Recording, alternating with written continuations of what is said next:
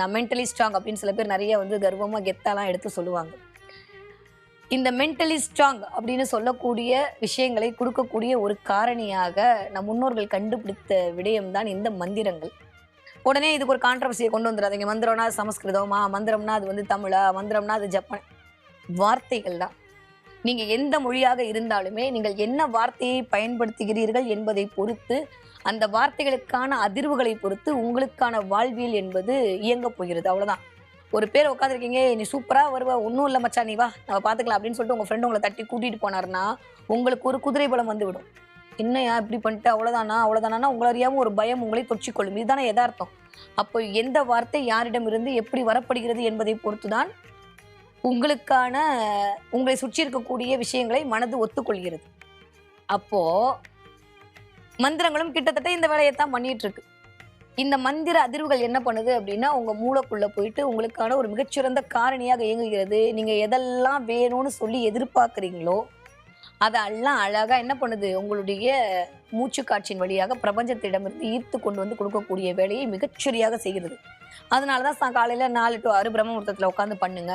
ஒரு 8 to 9 சித்தர் வரதுக்கு நீங்க இந்த விஷயத்தெல்லாம் பண்ணுங்க. 1 to 2 இந்த விஷயத்த பண்ணுங்க. ஒவ்வொருக்கும் ஒவ்வொரு நாளைக்கு ஒவ்வொன்றுக்கும் ஒவ்வொரு நேரம், அந்த நேரத்துல இதை பண்ணுங்க, அந்த நேரத்துல அதை பண்ணுங்கன்னு சொல்லிட்டு நிறைய விஷயங்களை வந்து நம்மளுடைய முன்னோர்கள் அப்படியே ஒரு பொக்கிஷத்தை கொண்டு வந்து நம்ம கிட்ட கொடுத்துட்டு போயிருக்காங்க.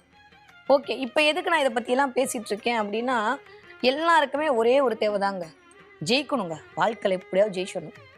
தங்கு தடை இல்லாம ஜெயிக்கணும். அசிங்கப்படுத்தினவங்க முன்னாடி ஜெயிச்சிடணும். யாரெல்லாம் கேவலப்படுத்தினாங்களோ அவங்க முன்னாடி எந்திரிச்சு நின்றணும். சும்மா எப்போ பார்த்தாலும் வந்துட்டு அவ்வளோதான் அவ்வளோதான் சொல்றதுல பிரயோஜனம் கிடையாது. வந்துட்டோம், பிறந்துட்டோம், களத்தில் இறங்கிட்டோம், ஜெயிச்சிடணும். அவ்வளோதான். சொல்லால் செய்யக்கூடாது, செயலால் நம்ம பண்ணி காட்டணும் இல்லையா? அதுக்கு தான் உட்காந்துருக்கோம். எல்லா மனசும் அதுக்கு தானே இயங்குது. ஒரு சின்ன பாராட்டுக்கு தான் எல்லா மனதும் இயங்கி கொண்டிருக்கிறது. அந்த பாராட்டு எதன் மூலமாக கிடைக்கும்? நம்மளுடைய செய்கையின் மூலமாக, நம்ம கிட்ட இருக்கக்கூடிய பணத்தின் மூலமாக, நம்மளுடைய நடத்தையின் மூலமாக நம்மளுக்கு கிடைக்க போற விஷயம். இப்போ ஆஃப் லேட்டா அவளுக்கு என்ன வேணும்? வாழ்க்கையில வந்து சந்தோஷமா ஹாப்பியா இருக்கிறதுக்கு என்ன தேவை அப்படின்னா, இப்போ இருக்கிற விஷயத்துல வேற என்ன சொல்லுவோம்? எனக்கு பணம் தான் தேவை. நான் பேராசெல்லாம் படலைங்க. அந்த ஒரு நாள்ல கோடீஸ்வரன் ஆயிடலாம், அந்த ஒரு நாள்ல லட்சாதிபதி அதெல்லாம் நான் கேட்கல.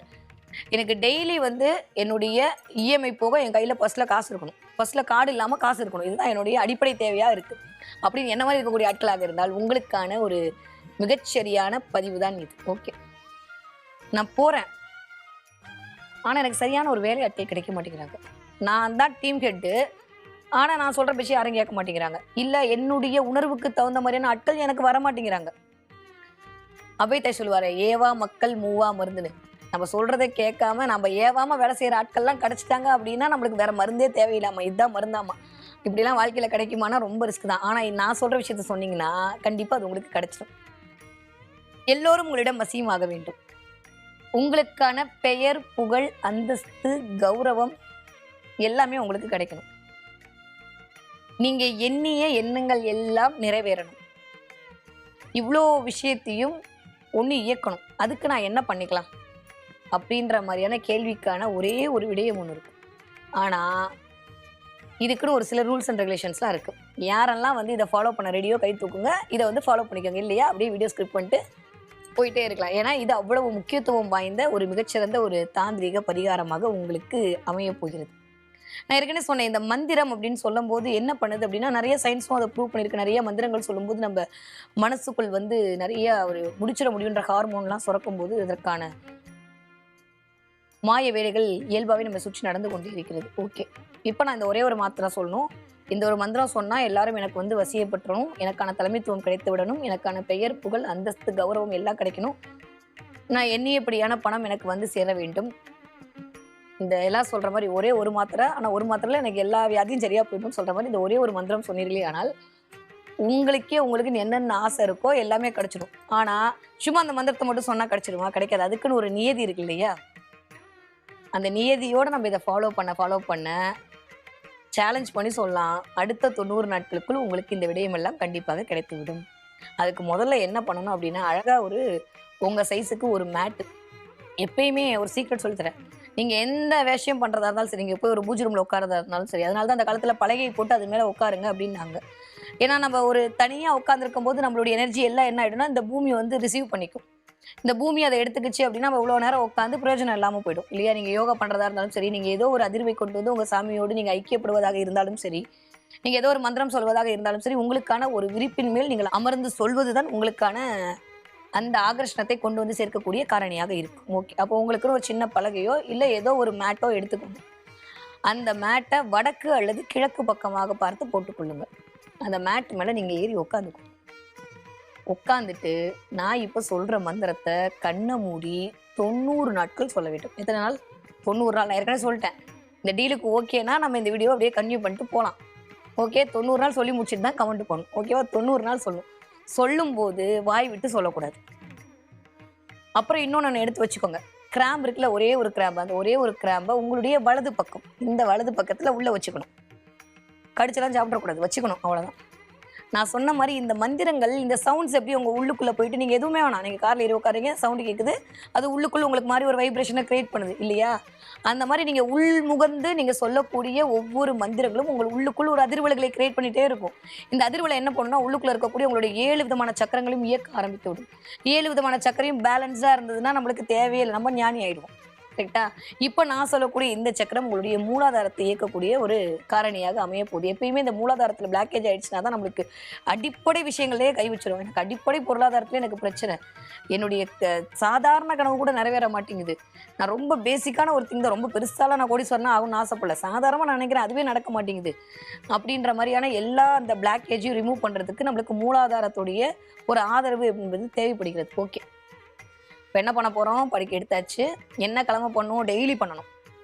90 நாள் கண்டிப்பாக பண்ணணும். ஒரே ஒரு கிராம்பு எடுத்துக்கணும். உங்களுடைய வலது பக்கம் அந்த கிராம்பை வச்சுக்க போகிறீங்க. ஓகே, இப்போ நான் சொல்கிற ஒரு மந்திரத்தை சொல்ல போகிறீங்க. ஓகே, முடிஞ்சால் நான் சொன்ன மாதிரி குபேரமுத்திரை வச்சுக்கோங்க. இல்லை மேடம், என்னால் குபேரமுத்திரெல்லாம் வச்சுக்க முடியாது, நான் உட்கார்றதே பெரிய விஷயம், நானே இன்றைக்கி தான் ஏதோ ட்ரை பண்ணலான்னு உட்காந்துருக்கேன் அப்படின்னீங்கன்னா ஒன்றும் பிரச்சனை இல்லை. சாதாரணமாக உங்கள் தொட மேலே கை வச்சுக்கோங்க. வச்சுட்டு இப்போ நான் சொல்கிற இந்த மந்திரத்தை 108 தடவை சொல்ல வேண்டும். சத்தமாக சொல்லக்கூடாது, மனசுக்குள்ளே சொல்லணும்.